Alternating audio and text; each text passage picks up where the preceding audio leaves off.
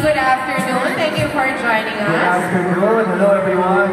Good afternoon po sa inyo lahat. Alam mo sila, mga hindi na yata natulog yan kakaabang sa'yo. Hindi ko maalam nandito ko. Bakit kayo nandito? Joke lang. Hello guys. Kumusta? Good afternoon po sa inyo lahat. Pwede mo bang i-share sa amin, describe your usual sleep routine?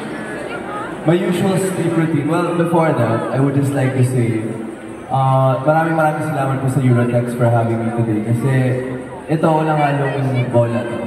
Eurotex user talaga ako since day one. So when we were kids, lahat po ng mattress namin, Eurotex. And Eurotex, they've been super supportive towards me when I would build like my first home. Kunyari in the beach, like lahat ng mattress ko, Eurotex talaga. Tapos yung first condo ko, Eurotex. So it got to a point na may relationship na ako sa mattress ko. Na nung kumuha ako ng bahay sa Laguna, may kama na dun eh. Maganda na yung mattress dun. Pero sabi ko hindi, kailangan yung mattress na kukunin ko galing sa kondo ko. Papalitan nyo yun para yun talaga yung mattress ko dun. Kasi may relationship na kami. So, ganun ka-deep yung relationship namin ng Eurotex. In short, hindi ka makakatulog pag wala siya. Tama. Kailangan na dun siya every night. To answer your question, yes. So, describe your sleep routine. Okay, so, minsan kasi, hindi parehas yung schedule ko in terms of sleeping because of work. So, I really have to make it a point na pag matutulog talaga ako. Wala na akong ibang gagawin. I won't watch a movie, I won't eat, I won't like work out right before, you know, it has to be just for sleep. And I'm the type of person na kung matutulog ako, kailangan wala talagang ilaw, walang sound. Sobrang solemn ng feel. Kasi alam ko yung iba, gusto nila nightlight. Yung iba may konting sound sa speakers. White noise or... Pero ako kasi, yung routine ko talaga kailangan wala, as in sleep soundy talaga. And blackout curtains, gano'n. So, the moment nakita na ng katawan ko yun, at na-feel ko na okay, it's quiet, it's dark, that means it's time to sleep. Nag-automatic shutdown na siya, no? Galing. Panalo yun. What are your must-haves or must-do to ensure a good night's sleep? Aside from your bed, of course. So yun, aside from my bed, I think the day has to include something where I'm active in some sort of way. Kasi parang part yun ng pattern ko. So, if I don't have a full day of work, I have to do something like play golf, hit the gym, go for a run. Just something that makes me like sweat a bit. Also, I think I shouldn't eat. Minsan kasi I eat right before I sleep. Mali yun eh. Kailangan kasi i-timing mo. So, yun, it shouldn't be right before. Nakapahinga muna. Nakapag-unwind muna bago. Tapos, ito yung importante. Ito yung sinasabi palagi ng parents ko. Do not use your phone or watch or any blue light. Anything that will require your brain to keep thinking right before. Kasi, hindi pa nagiging sleep mode yung katawan. Pero ang hirap. Ang hirap nun. Yun talaga. Paano yun, diba? Yun nga. So there has to be a dedicated place in your room, I think, to use your phone. It shouldn't be in the bed. Yeah. Try ko Try ko rin yan. Try natin. Tama ba, Doc? Hindi ko alam kung tama yun, ha? Pero yung kasi yung tinuro sa akin ng pamilya ko. Pero try natin yan. Maganda yan. But as an actor, how important is sleep health for you? It's so important. If I go to the set without sleep, I have the worst day. It's impossible for me to work. Memorize pangalan ng script. Hindi wala nang papasok sa utak ko. So, sobrang importante talaga ng tulog. Growing up more and more, you know, through the years, you realize how important sleep truly is. Kasi dati nung mga bata tayo, parang medyo cool eh, na hindi matulog, diba? To stay up. Ayaw mo talaga matulog. All you wanna do is straight. Yeah, you wanna do everything, diba? Tsaka ako night person ako eh.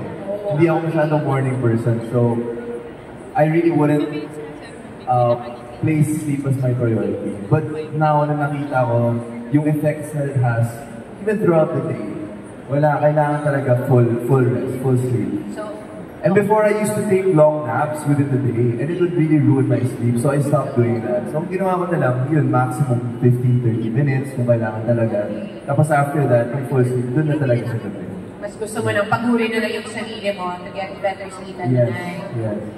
To better sleep at night. Wait, so yung i-share mo naman sa amin yung advice na yun ngayon. sa audience natin to prioritize their sleep health? Okay, so yung, syempre, nabanggit na natin yung mattress. Pero minsan kasi na-overlook natin yun. Kasi, di ba, nag-invest tayo sa clothes, sa sapatos, sa pagkain, sa pag-shopping, sa traveling. Pero minsan nakakalimutan natin, kailangan natin ng quality ng mattress. Sleep is like, what, 1/3 of our life? Parang ganun, no? Or 1/3, no? Can you imagine how much time in your life is required for sleep? So, kailangan mo talaga mag-invest ng something na it will make that the best quality that it can be. So I think yun yung pinakauna, is to have an environment. Siyempre kasama na dun yung mattress. Kung saan, into the dream sphere ka talaga. Nandun ka sa area na yun na after you do that, after natulog ka, pag-gising mo, ready ka na to take on your day. You can do whatever workout you need to do. You can do your work, you can travel, you can spend time with your family and friends, but it all starts there. So, siyempre yung mattress, yung environment din, like I said, kailangan pitch black. Ako, ganun ako. And you really have to set your mind to the idea na matutulog. Yun talaga yung pinaka-importante. Na wala ka na ibang iisipin. Minsan, nakakalimutan ko yun, pero I really see the effects of just putting sleep first. Ganun. Yeah. Prioritizing your sleep health. So how does Urinex help you achieve healthy sleep? Ayun na nga, yun sinabi ko yun na na. yun na nga. Sabi mo na yung Urinex. Nagsa-start at nag-end sa Eurotex yan. May special relationship ka na dun sa mattress mo eh. Yes, meron na. So, yeah, pero ang hirap din kasi, like, for example, nasa work ka, sa taping ka, and usually, di ba, it takes 24 hours even, di ba, pag nasa work ka. And you can bring your mattress or your bed sa taping. How do you do that?